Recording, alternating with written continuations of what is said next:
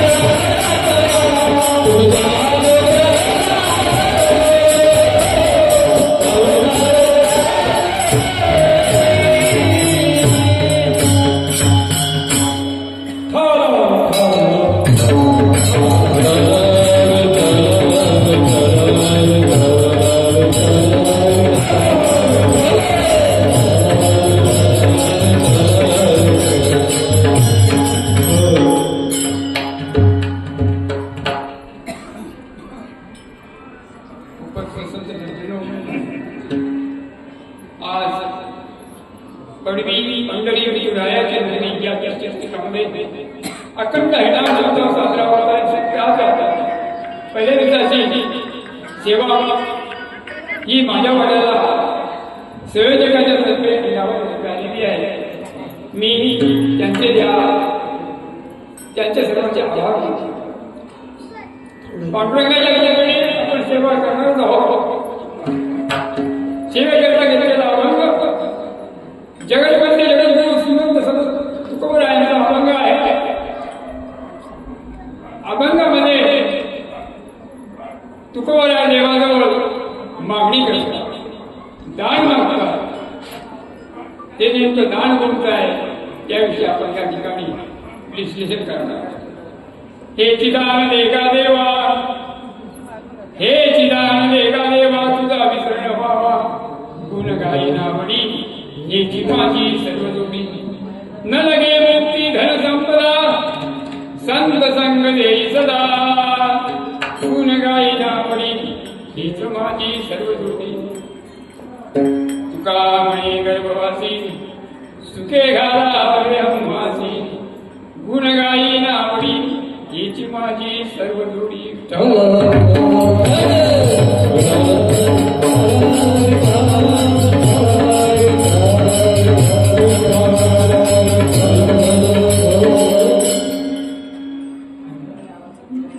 अभंगाच्या प्रथम चरण तुकोबराय भगवंताला दान मागतात. हे चिदान देगा देवा, तुझा विसरण व्हावा. तुझा फक्त विसर करू देऊ नको एवढंच दान दे. हे मागणं झालं संतांचं आणि आपलं मागणं थोडा फरक असतो. परंतु असो, जशी ज्याची बुद्धी तसेच त्याप्रमाणे तो आपली मागणी करणार. ज्या वेळेस देवाजवळ मागणी केली की मला कोणतं दान देतील तर तुझा विसर करू नको. कारण का म्हणजे का, या विश्वाचा जणीचा, विश्वाचा पालनहर्ता आणि सृष्टी निर्माण करणारा बाप्पा तूच आहेस. माझा सखा मायबाप तूच आहेस. आणि जर तुझा विसर जर पडला तर माझ्या आयुष्यामध्ये मला पुष्कळ कष्ट सहन करावं लागते. या भावनेतून पार होण्याकरता मला तुझ्या आशीर्वादाची जरूरत आहे. त्या योगे मी तुला सांगतोय की तुझा मला कधीही विसर करून देऊ नको. देव आणि संत याच्यामध्ये काही एवढा फरक नाहीये. संततेची देव, देवतेची संत. या ठिकाणी जर संतांनी या ठिकाणी मागणी मागितली, दान मागितलेलं की मला देवा दान द्या. कोणतं, तुझा विसर करून देऊ असं. पण या ठिकाणी सांगतो तुम्हाला, गाडी गुलाबावर खाली जाणार नाही, गुलाबावर नाही. थोडा काही समजून घेऊ नका. कारण काय, 10-15 वर्षांतर मी आज स्टेजवर उभं राहिलोय नाटकांच्या, आणि बोलता थोडं मागं होईल. शेवटी गाडी गुलाबावर यायची मात्र नक्की.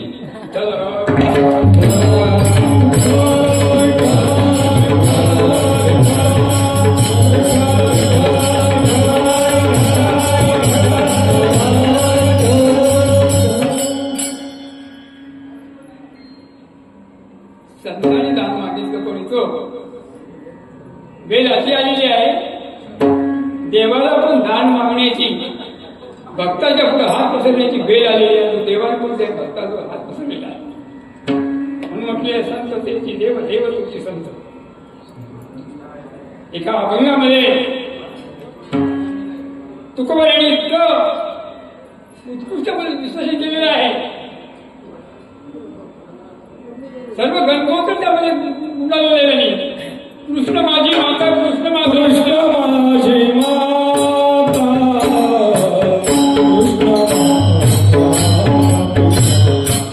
कृष्ण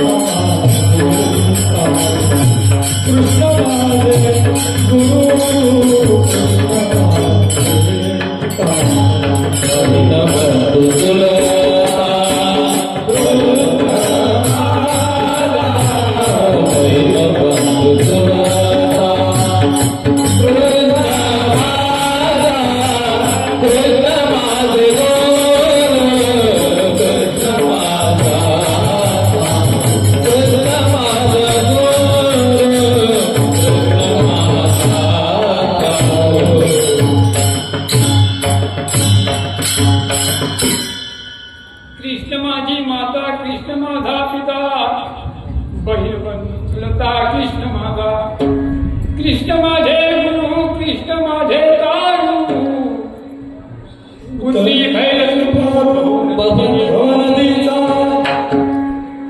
कृष्ण माझे मन, कृष्ण माझे जन, सोयीला सज्जन कृष्ण माझा, कृष्ण माझे गुरु, कृष्ण माझे तारू, बुद्धी पहिलं तिरू भवनीच्या. तुका म्हणे, तुका म्हणे, तुका म्हणे माझा श्रीकृष्ण विसावा, तुका म्हणे माझा श्रीकृष्ण विसावा, विसर न पडे स्वर्गा जीवा विठ्ठल.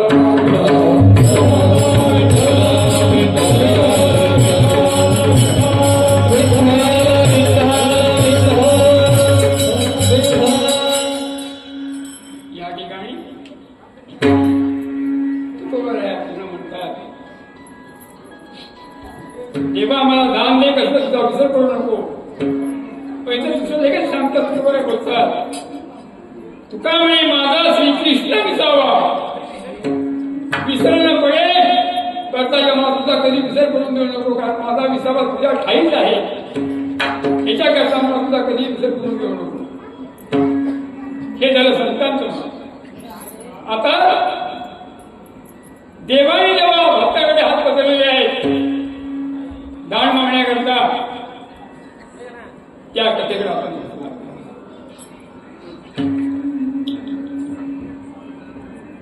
या सृष्टीमध्ये दैत्यकुळात जन्मलेला बळीराजा एक दानशूर, न्यायप्रविष्ट, भगवंताचा भक्त असा तो बळीराजा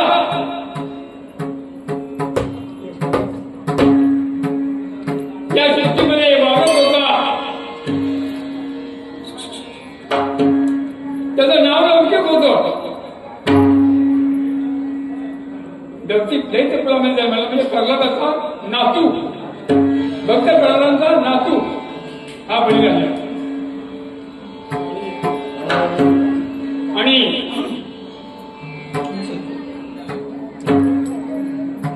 ज्यावेळेस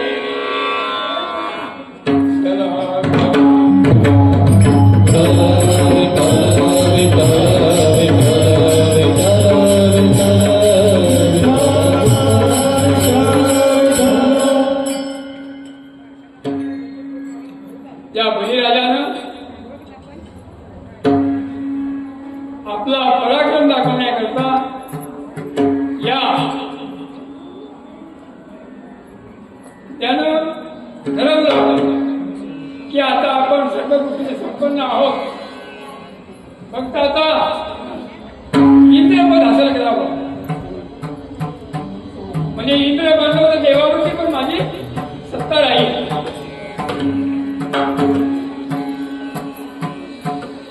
म्हणून इंद्रपद हासिल करण्याकरता 100 यज्ञ करावे लागतात, असं पुराणामध्ये निदान आहे. त्याप्रमाणे त्या न्यायाप्रमाणे बळीराजाच्या घरी शुक्राचार्याचे मुनी त्यांचा यज्ञ चालू होते. 99 यज्ञ पूर्ण झाले आणि 100वा यज्ञ चालू झाला. आणि आहुतीचा शेवटचा दिवस होता. शेवटची जी आहुती इंद्रप्रस्थावरती पोचला असं हे नक्की. पण ते सर्व देव गोळा झाले आणि विष्णू भगवंताकडे गेले आणि देवाला विनंती केली, देवा अरे बाबा तो बळी राजा इंद्रपद असे करण्याकरता यत्न करतोय आणि ज्याला यत्न तो सफल झाला, यत्न केलं त्यानं, तो इंद्र म्हणेल आणि उद्या इंद्र म्हणला तर आम्हा सर्वांचा आला मी बंदीवासा काय करेल, याकडे त्यांचं यज्ञ थांबवावं. भगवान विष्णूने तात्काळ त्या ठिकाणाहून प्रयाण केलं. रूप कोणतं होतं? ब्राह्मणाचा वेश, ब्राह्मण रूप, ब्राह्मण अवतारामध्ये ब्राह्मण रूप घेऊन त्या ठिकाणी गेलेले आहे. राजाच्या घरामध्ये समोर यज्ञ चाललेला आहे. दरवाजासमोर उभे राहिले आणि आवाज दिला, राजे विश्रांती, राजे विश्रांती. आणि काय बळीराजाने जेव्हा आवाज ऐकला की कोणतरी याचक माझ्या दरवाजावरती भीक मागण्याकरता, काय मागण्याकरता आलेला आहे, मला जायच पाहिजे. अहो की टाकल्यावर उठले, शुक्राचार्याला बसला सांगतात उठू नका, जाऊ नका, हे काहीतरी षडयंत्र आहे, दाल में कुछ काला है, जाऊ नका. नाही म्हटलं. याचक दराजवळ आलेला आहे आणि तो दान मागायला आलेला आहे, मला दान दिल्याशिवाय तुमचं काही करणार नाही. आणि बळीराजा उठून येतात. शुक्राचार्य पण पाठवा येतो. शुक्राचार्य म्हणतात त्यांना, राजे अरे हा तर विष्णू भगवान आहे,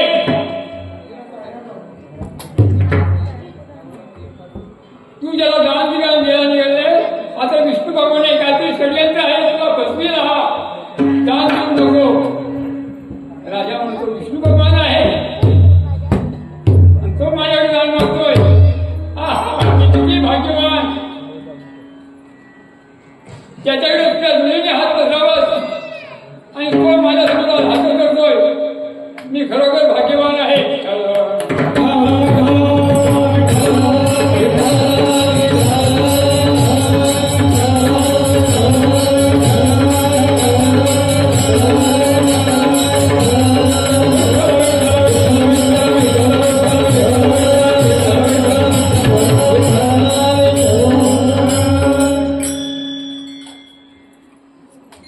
दान मागायला जो आलेला आहे तो जर देवच आहे ते खरोखर भाग्यवान आहे. कारण तुझ्या दुनियेनं ज्याच्यासमोर हात पसरवला तो तर माझा हात पसरतोय, म्हणजे मी किती मोठा भाग्यवान, मी दान त्यांना देणारच. बोला ब्राह्मणी काय तुला दान देऊ? राजाने विचारलं. तेव्हा राजे देवाने सांगितलं, राजे मला फक्त 3 पद भूमी पाहिजे.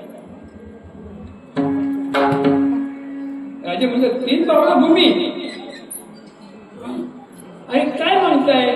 मागून मागायचं काय, सांगून मागा ना, जेणेकरून तुमच्या कुटुंबाचं, तुमच्या आयुष्याचं, तुमच्या कल्याण होईल. नाही म्हटलं, मला फक्त 3 पद भूमीच द्या. आणि राजाने 3 भूमी द्यायला मान्यता दिली. ठीक आहे. तर देव म्हणतायत एखादं दान देताना संकल्प सोडावा लागतो पाण्याचा, तो तुम्ही संकल्प सोडा. अख्खा संकल्प सोडायला राजे जेव्हा कमंडून उचलला, शुक्राचार्याकडे उभे होते. काय करावं म्हटलं, हा राजा करावा कामात नाही, हा काय करत नाही, हा फसला.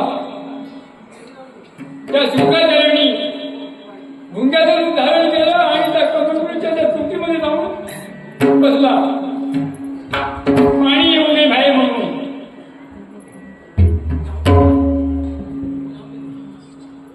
चमत्कार असा घडला, पाणी बाहेर येईना म्हणून देवाने त्या ठिकाणी दरबाची एक काडी घेतली आणि राजाच्या हातात दिली. दरबाची काडी त्या राजाच्या कमंडलमध्ये भरली आणि काय बाबा शुक्राचार्याचा डावा डोळा फुटला.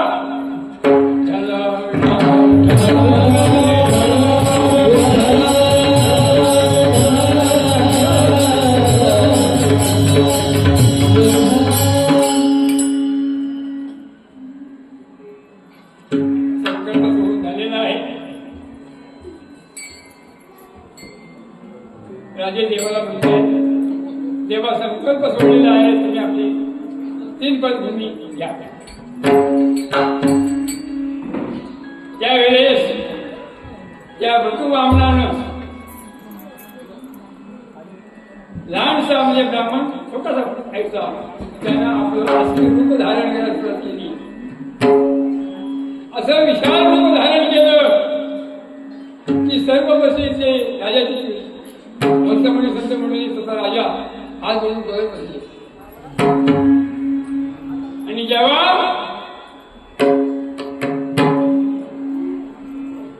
राजाने म्हणजे देवाने पहिलं पाऊल टाकलं, पृथ्वी पूर्वी आपली. दुसरं पाऊल टाकलं स्मरण पाताळ. आता राहिले एक पाऊल. आता म्हटले राजे तिसरं पाऊल कुठं ठेवू? राजा म्हटला देवा तिसरं पाऊल माझ्या डोक्यावर ठेवा.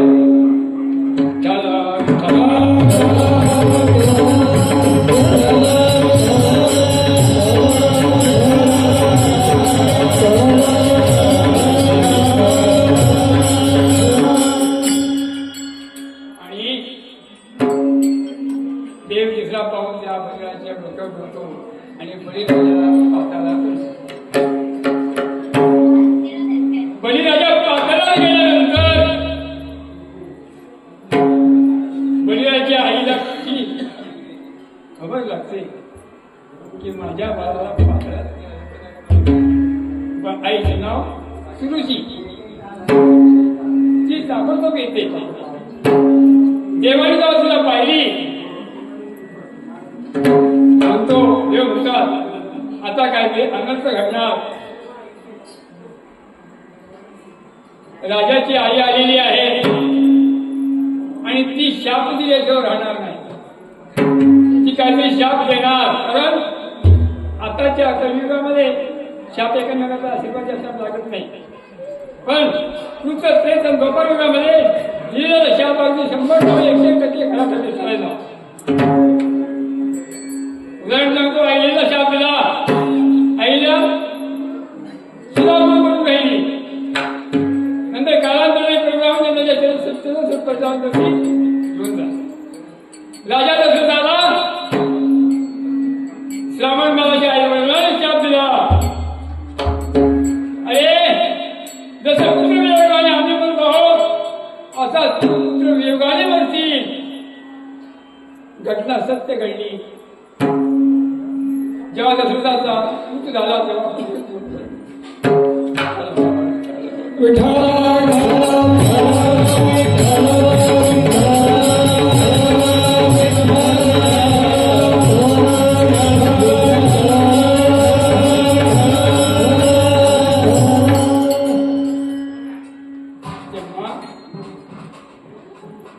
बळीराजाची आई देवाजवळ आली होती. हे भगवंता, मी तुला शाप द्यायला आलेलो नाही. माझा पराक्रम आणि माझ्या मुलाचा पराक्रम सांगण्याकरता तुला आलेलो आहे. ती म्हणते भला हुआ मैं सती नहीं गई, भला हुआ मैं सती नहीं गई, ऐसा पुत्र पैदा किया. मैं ज्यावेळेस माझा पती गुरुजी वारला त्यावेळेस मी सती जायला निघाले होते. कारण तुम्ही कथा होती नवरा मेल्याची बायको सती जायची. मी सती जायला निघाले होते, परंतु सर्व लोकांनी मला सती जाऊन दिलं नाही, थांबवलं मला आणि मी थांबले.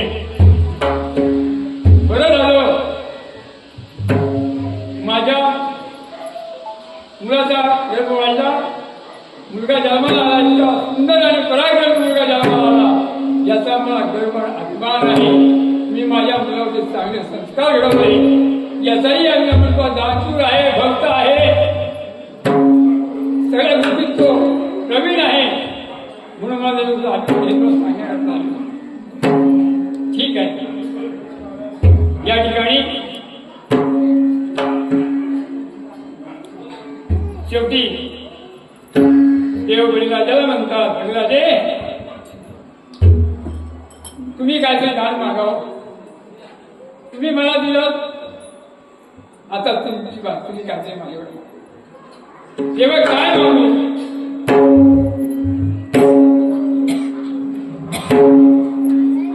काय मागू? नाही म्हटलं मागवत आहे. आता तुझी पुढे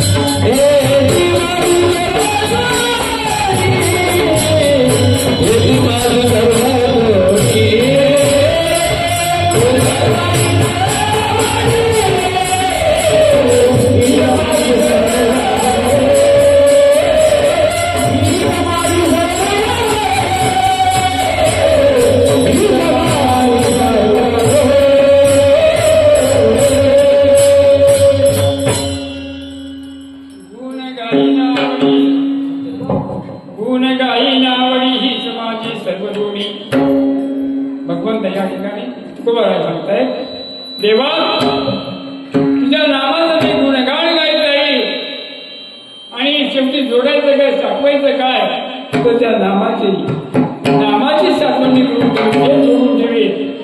याकरता बाबा भगवंताचं नाम चिंतन ज्यांनी ह्या नामाचा अभ्यास घेतला, ज्यांनी या नामावरती निष्ठा ठेवली,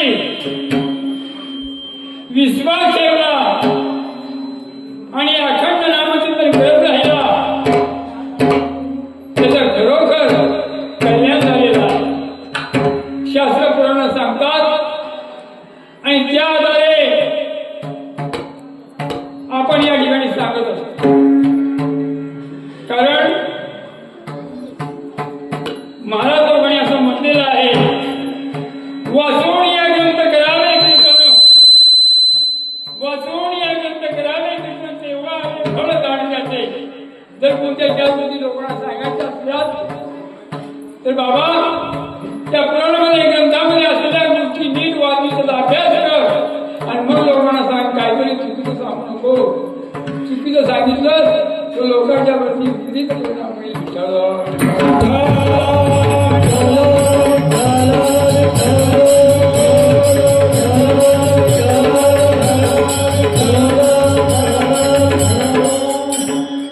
आपण सर्वांनी कथा ऐकलेल्याच आहे, करून सांगा.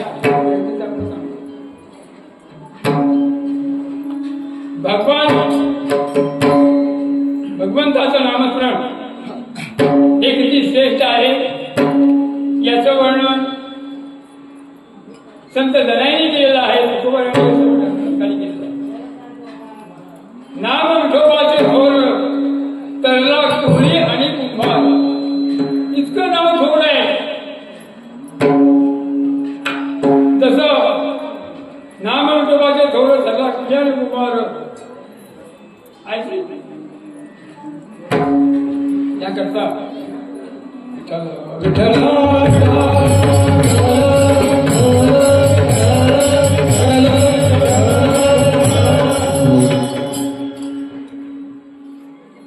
भक्त प्रल्हाद नारायण नारायण भगवंताचं नामस्मरण करायचं आणि त्याचा पिता हिरण्यकशिपू आदित्य जातीचा राजा होता. तो त्याला हमेशा विरोध करायचा, बाबा त्या नारायणाचं नाव घेऊ नकोस, या आदित्यमध्ये नाव घ्यायचं तुझं, फक्त मी त्या राजा आहे माझं नाव घ्यायचं, त्या नारायणाचं नाव घेऊ नको. आपल्या स्वतःच्या मुलाला मारण्याकरता स्वतःच्या कधी त्यांनी पुष्कळ प्रयत्न केले. डोंगरावरून काही फेकून दिला, तेलाच्या गळीमध्ये काहीतरी बाजला, असे प्रकार घडलेले आहेत. पण शेवटी ते काय सगळं निष्फळ झालं.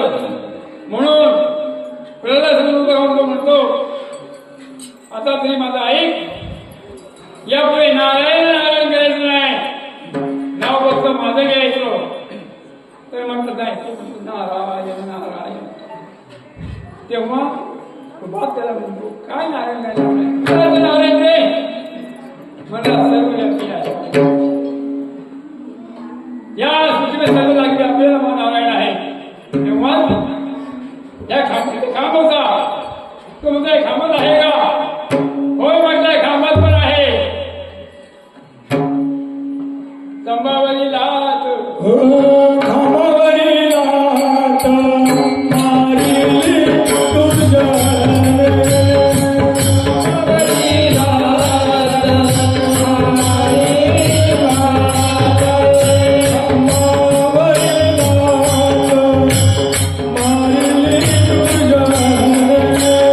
Baba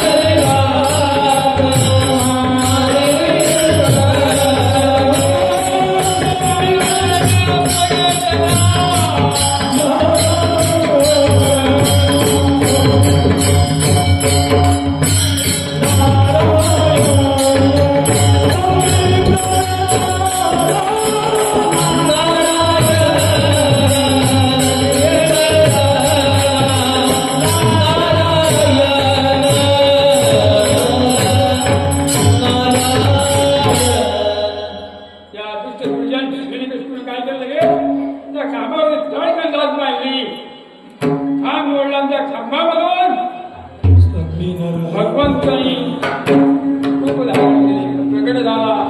नरसिंह अवतार प्रगट झाला. अवताराच्या खाली माणूस वरती नरसिंहाचा अवतार असा तो रूप धारण त्या ठिकाणी प्रगट झालेला आहे.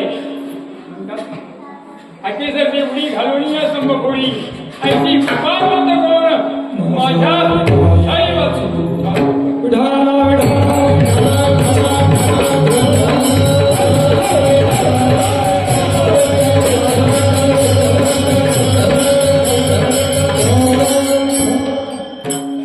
आणि या ठिकाणी भगवान नरसिंहाचा अवतार प्रकट झालेला आहे. आणि हिरण्यकशिपूला मारायचं आहे, निर्बोधवायचं आहे. पण काय माहिती हिरण्यकशिपूला पण भगवंताने वरदान दिलेलं असतं. कारण दैत्यकुलातून ड्युटी झाली ना, रावण झाला, भस्मासूर झाला. हे दैत्यकुलातले माणसांना भगवंताने देऊन बसवते. भस्मासुराची कथा मला माहितीच आहे, रावणाची कथा माहितीच आहे.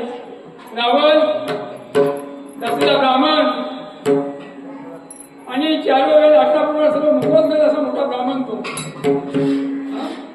आता कुणाची आपल्याकडे विचार नलगे मुक्ती आणि संपदा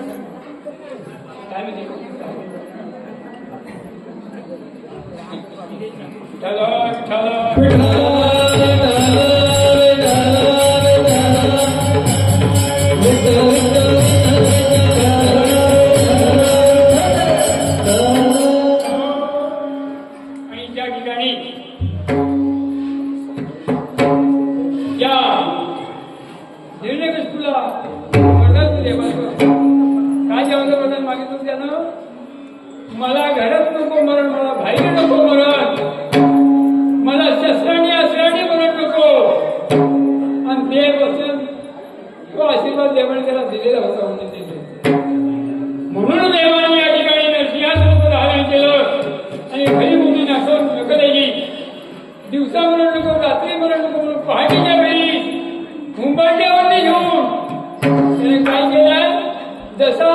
व्यान अजून घराला ओले गेलं पोचला बाळगडा त्या पण त्या ठिकाणी पोचला बाळगडा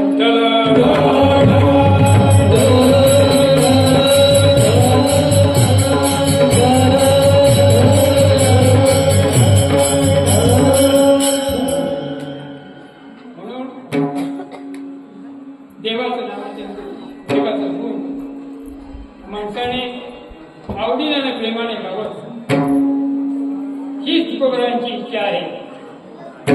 आवडीनं भावे आवडीने भावे हरी नाम घेसी आवडीने भावे हरी नाम घेसी तुझी चिंता त्यासी सर्व आहे तुझी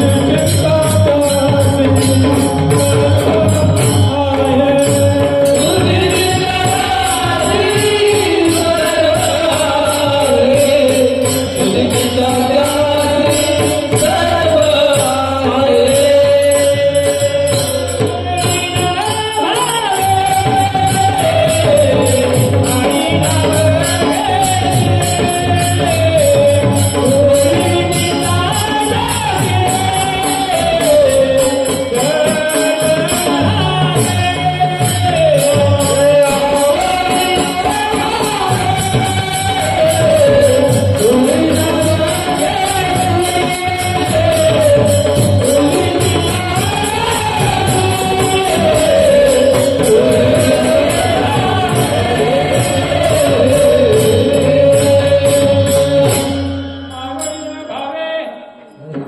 आवडीनं भावे हरिनाम घेसी ती चिंता त्यासी सर्व आहे.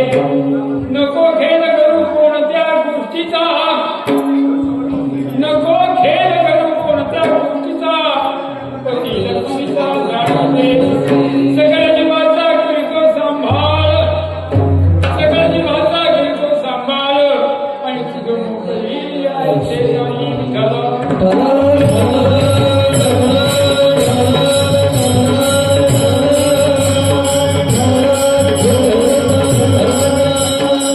जर तू नामस्मरण केलंस ना तो सगळ्या जीवाचा सांभाळ करतो आहे ना. तू जर नामस्मरण जर केलं जर चिंतन केलं तर तुला थोडंसं काय कदापि दिसत नाही. याच्याकरता भगवंताचं गुणगान करा त्याच्या नामाचा गजर करा आणि तृप्त व्हा.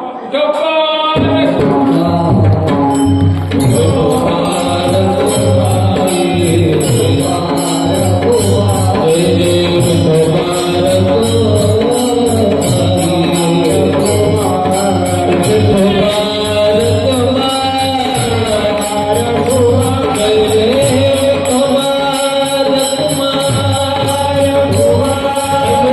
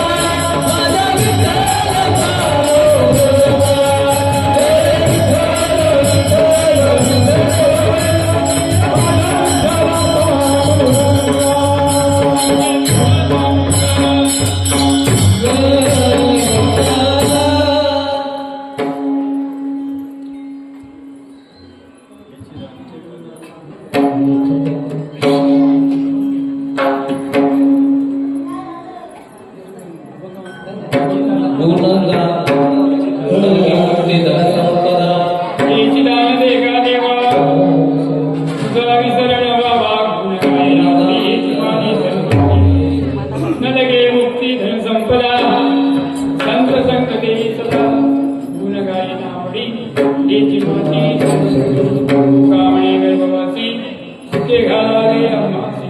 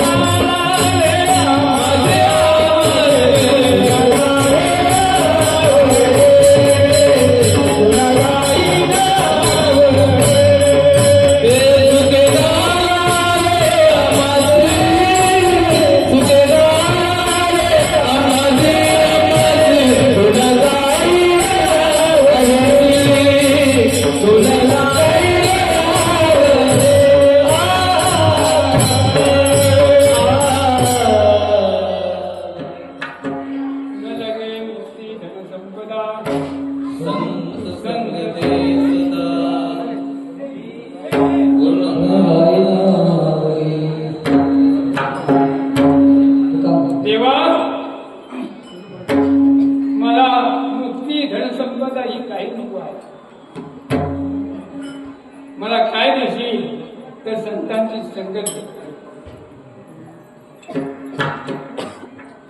कारण मुक्ती धनसंपदा हे घेऊन मला त्याचा काही उपयोग होणार नाही. कारण तुकोबर आपल्या एका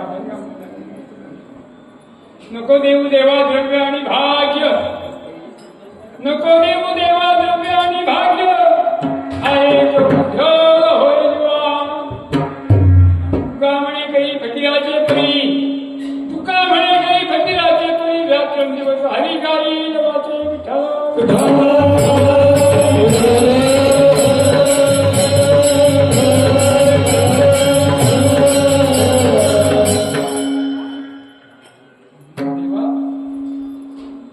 मला हे मुक्ती हे ऐश्वर्य धर्म काही नको. कारण तुकोबराने स्पष्ट शब्द पाहिजे की ह्याचा मला काही उपयोग होणार नाही. नको देऊ देवा द्रव्य आणि भाग्य, हा एक उपयोग होईल. मला द्रव्य आणि भाग्य चालत ना तर मी काय नाही का शहरा वैरा बोलत नाही.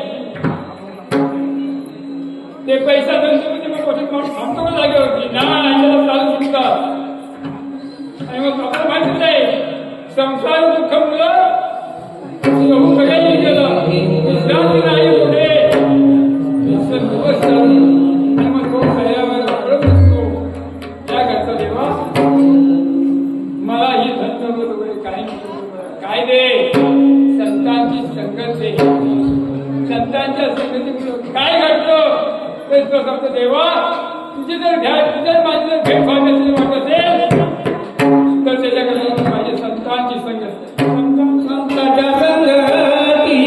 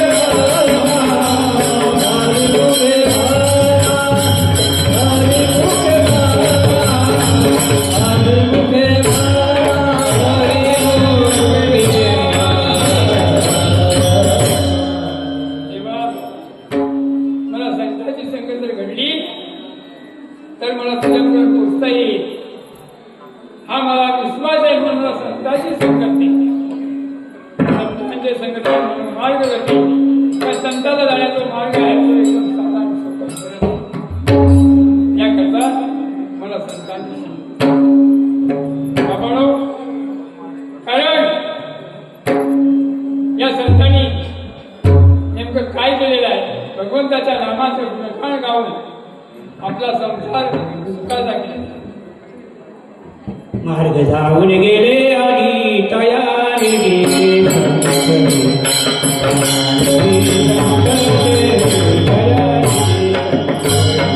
मार्ग जाऊन गेले आधी तयारी.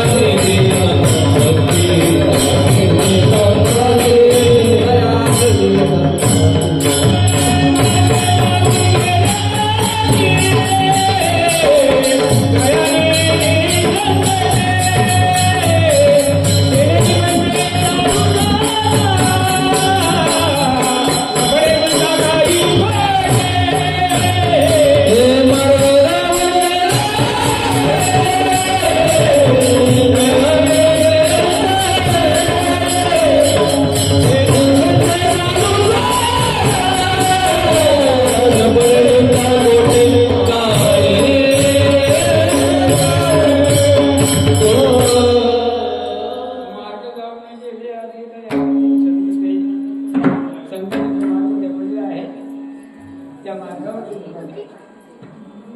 आणि अशा मार्गावरती जाताना ज्या संतांनी आपला मार्ग दाखवला त्याने नेमकं त्या संतांचं या चराचरामध्ये त्या सृष्टीमध्ये नाव लौकिक झालेलं आहे.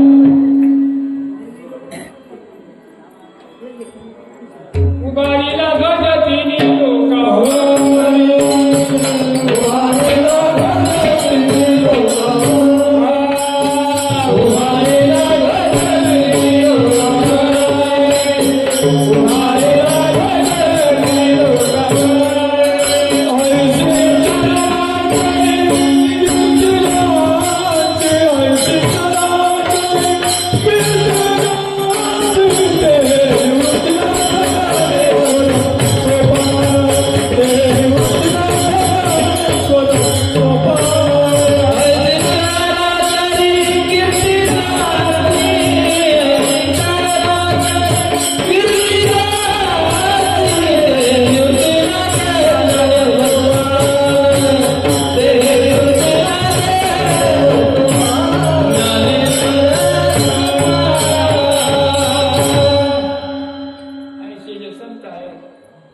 उभारीला गजतीने लोकावरी ऐशी जलाचर कीर्ती ज्यांची ते हे गोपीनाथ ज्ञानेश्वर सोपान मुक्ताबाई ज्ञान कला.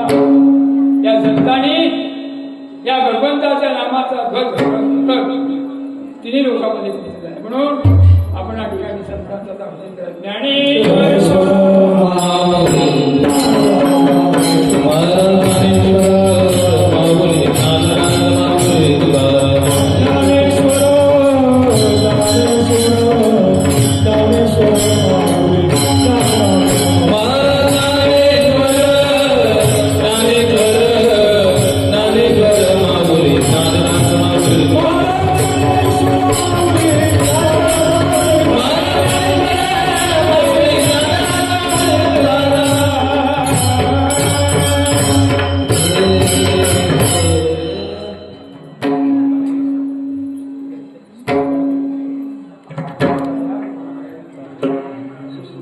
अभंगाच्या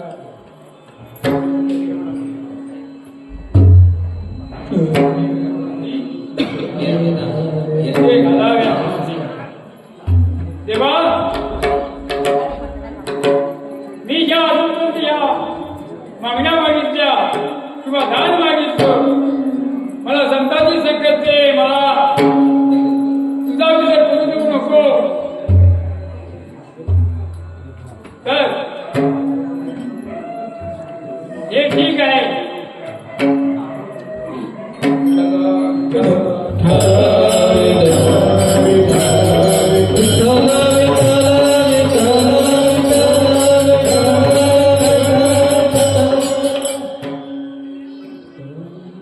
हे तर ठीक आहे.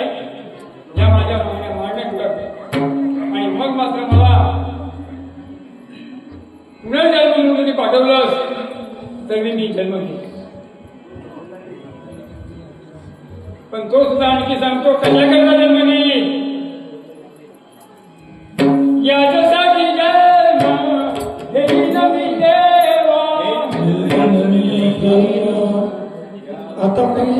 आता नाही सबको माऊली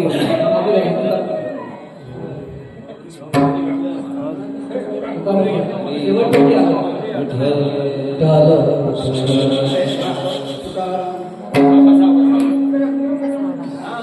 आता प्रमाण नाही घ्यायचं. तुकाराम तुकाराम तुकाराम तुकाराम तुकाराम तुकाराम तुकाराम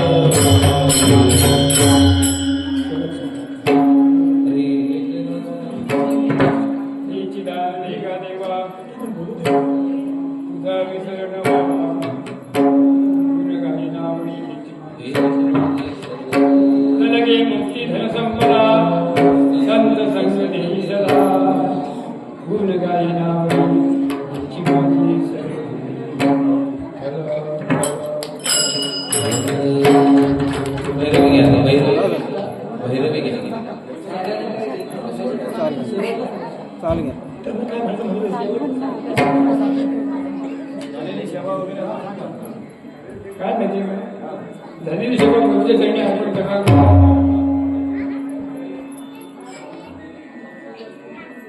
गेल्या 13 वर्षापासून हे व्यासपीठ मला सुटलं होतं. नुसतं व्यासपीठ सुटलं पण काय कधी कीर्तन ऐकायला पण गेलो नाही. काय संकट होतं तर काय होतं ते परमेश्वराला त्याला माहिती नव्हतं. त्यामुळे थोडंसं काय धडकरी श्रोता आणि वक्ता या धडकरीच्या मध्ये थोडं आमचा ताळमेळ बसत नाही. थोडं मी कोणत्या काय गोष्टी मागं पुढे करते तरी या सगळ्या सर्व आपण सांभाळून घेतलात. तुम्ही अगदी प्रेमानं या ठिकाणी बोल ऐकून घेतलात. ज्या गोष्टी सांगितल्या त्यामध्ये जर काही चुकीचं असेल ते सोडून द्या. काही चांगलं असेल ते आपल्या पदात पाडून द्या. चांगलं एवढंच आहे की ज्याचं नामचिंतन आयुष्य करत राहा. झालेली सेवा माझ्या गुरुदेवांच्या चरणी पंडितराज पांडुरंगाच्या चरणी आणि तुला संत मंडळीच्या चरणी समर्पित करतो आणि सेवेला या ठिकाणी तुका म्हणे गर्भवासी तुका म्हणे गर्भवासी तुका म्हणे गर्भवासी तुका म्हणे गर्भवासी